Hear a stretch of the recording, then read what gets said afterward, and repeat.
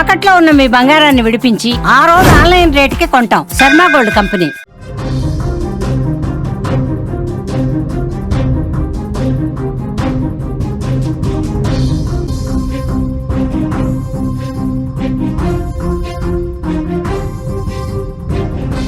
భద్రాద్రి కొత్తగూడెం జిల్లాలో దారుణం జరిగింది. యువతి ప్రాణం తీశాయి పెళ్లి చూపులు.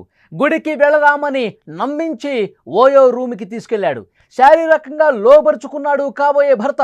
వేధింపులు భరించలేక యువతి ఆత్మహత్యకు పాల్పడింది. ఒంటిపై గాయాలతో కుటుంబీకులకు అనుమానం వచ్చింది.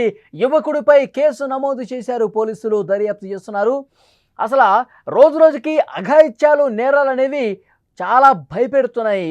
ఎక్కడ చూసినా ఇలాంటివే కనిపిస్తున్నాయి. పెళ్లి పేరుతో జరుగుతున్న వేధింపులు, ఆ తర్వాత చోటు చేసుకుంటున్న విషాదాలు చూస్తుంటే నిజంగా ఈ సమాజంలో ఇలాంటి దరిద్రులు ఇంకా ఉన్నారా అనిపిస్తుంది.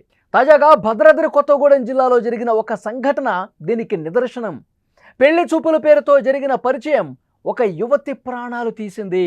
భద్రాద్రి కొత్తగూడెం జిల్లా టేకులపల్లి మండలం వెంకటయ్య తండాకు చెందిన తుల్లిక శ్రీకి లక్ష్మీదేవపల్లి మండలం సీతారాంపురానికి చెందిన బిచ్చాతో 3 నెలల క్రితం పెళ్లి చూపులయ్యాయి.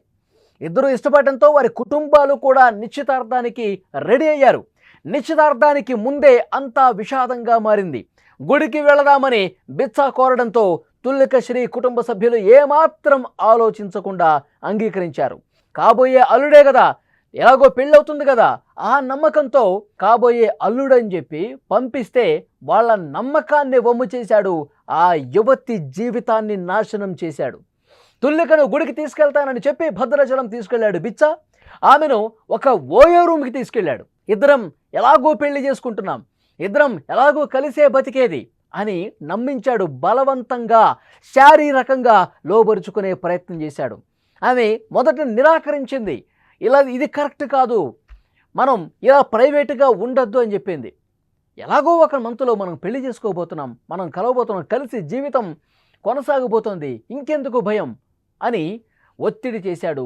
ఒత్తిడి చేసి శారీరకంగా ఆ ఓయో రూమ్లోనే వాడుకున్న పరిస్థితుంది. భద్రాచలం నుంచి తిరిగి వచ్చినటువంటి కొద్ది రోజులకే తుల్లిక శ్రీని ఇక అనుమానించడం మొదలుపెట్టాడు. ఆ బిచ్చా అనేవాడు అనుమానించడం మొదలుపెట్టాడు. నేను పిలవగానే నువ్వు భద్రాచలం వచ్చావు, నేను పిలవగానే ఓయో రూమ్కి వచ్చావు, నువ్వు ఇంతకుముందు కూడా ఇలా చేయలేదని గ్యారంటీ ఏంటి?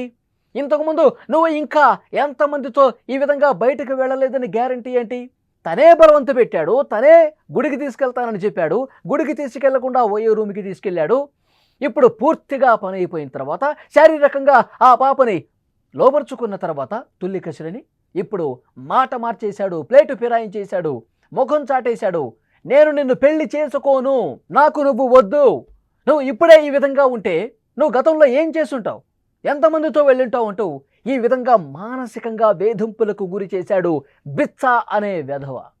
భద్రాచలం గుడికి వెళ్ళొచ్చాక అతని ప్రవర్తనలో పూర్తిగా మార్పు వచ్చేసింది. తుల్లిక శ్రీని ప్రతిరోజు కూడా ఫోన్ చేసి ఇదే విధంగా వేధింపులకు గురి చేశాడు, మానసిక క్షోభకు గురి చేసేవాడు. నువ్వు నాకు వద్దు, నేను నిన్ను పెళ్లి చేసుకోనంటూ ఈ విధంగా మాట్లాడటం మొదలుపెట్టాడు. తుల్లిక శ్రీ భరించలేకపోయింది. తుల్లిక శ్రీ ఈ మానసిక వేదనను తట్టుకోలేకపోయింది. తీవ్ర మనస్తాపానికి గురైంది. ఈ నెల 13న పురుగుల మందు తాగి ఆత్మహత్యకు ప్రయత్నించింది. వెంటనే ఆమెను ఆసుపత్రికి తరలించిన ఫలితం లేదు. 5 రోజుల పాటు మృత్యువుతో పోరాడి చివరికి మంగళవారం రోజున తుది శ్వాస విడిచింది.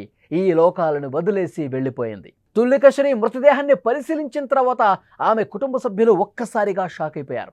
శరీరమంతా పంటితో కొరికినటువంటి ఘాట్లు, గోళ్లతో రక్కినటువంటి గుర్తులు కనిపించాయి. అంటే అక్కడ ఆ బిచ్చా అనే వెధవ ఆ ఓయో రూమ్లోకి తీసుకెళ్లి ఎంత దారుణంగా మానవ మృగంలాగా ప్రవర్తించి ఆమెని శారీరకంగా వాడుకున్న పరిస్థితుంది. ఈ గాయాలని చూసిన తర్వాత వాళ్ళకి అప్పుడు అర్థమైంది మొత్తం కూడా. అంటే ఈమె ఎందుకు ఆత్మహత్యకు పాల్పడింది, ఎందుకు పురుగుల మందు తాగి జీవితాన్ని వదిలేసుకోవాలని ఎందుకు వచ్చిందంటే తను పూర్తిగా శరీరాన్ని కాబోయే భర్త కదా అని చెప్పి అతను బలవంత పెడితేనే అర్పించుకున్న తుల్లిక శ్రీ ఇక ముఖం చాటేయడంతో నా జీవితం మొత్తం నాశనం అయిపోయింది, బిచ్చా అనేవాడు నా జీవితాన్ని పూర్తిగా లేకుండా చేశాడని భావించి మనస్తాపానికి గురై ఇక అదే ఆలోచనలో ఉండి నిద్రలేని రాత్రులు గడిపి ఇక నా జీవితం అయిపోయిందంటూ ఆమె ఆత్మహత్యాయత్నం చేసింది. తర్వాత పురుగుల మందు తాగిన తర్వాత 5 రోజుల పాటు మృత్యువుతో పోరాడింది. ఎంత దారుణం చూడండి. తమ కూతురి మరణానికి కారణం ఆ బిచ్చానే, అతడి వేధింపుల వల్లే మా పాప చనిపోయిందంటూ కుటుంబ సభ్యులు ప్రస్తుతం ఆందోళన చేస్తున్నారు. పోలీసులకు కంప్లైంట్ ఇచ్చారు. పోలీసులు దర్యాప్తు చేస్తున్నారు. మొత్తం విషయం బయటకు వచ్చింది. అతడు ఓయో రూమ్కి తీసుకెళ్ళింది, ఓయో రూమ్లో చేసింది మొత్తం కూడా నిజమే అని పోలీసులు విచారణ చేస్తుంటే వాస్తవాలు బయటకు వస్తూ ఉన్నాయి. తుల్లిక శ్రీ అంతిమ యాత్ర జరుగుతున్నటువంటి సందర్భంలో కూడా పెద్ద ఎత్తున అక్కడున్న గ్రామస్తులు కూడా ఆందోళన చేస్తున్నటువంటి పరిస్థితి ఉంది. తుల్లిక శ్రీ అంతిమ యాత్ర సమయంలో ఏ విధంగా పరిస్థితి ఉందో, ఆ గ్రామంలో ఎంతటి విషాదం నెలకొందో కూడా కనిపించినటువంటి పరిస్థితి ఉంది. నిజంగా ఇలాంటి మానవ మృగాల్ని ఏం చేయాలి? ఇలాంటి వెధవల్ని ఏం చేయాలి?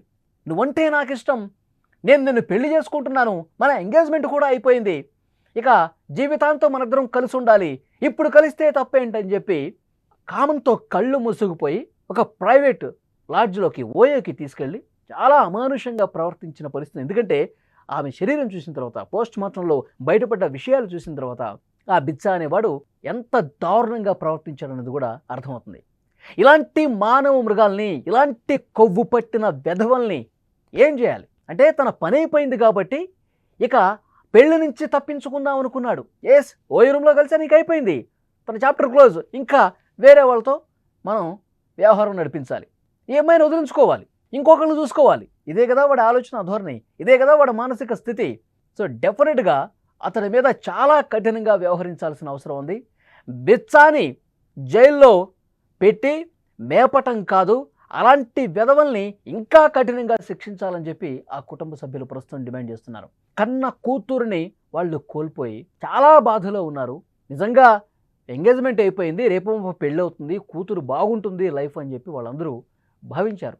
కానీ ఇలా అర్ధాంతరంగా వదిలేసి వెళ్ళిపోయి కడుపు కోత మిగులుస్తుంది చెప్పి ఎవరు భావించాల ఆ కుటుంబ సభ్యులు.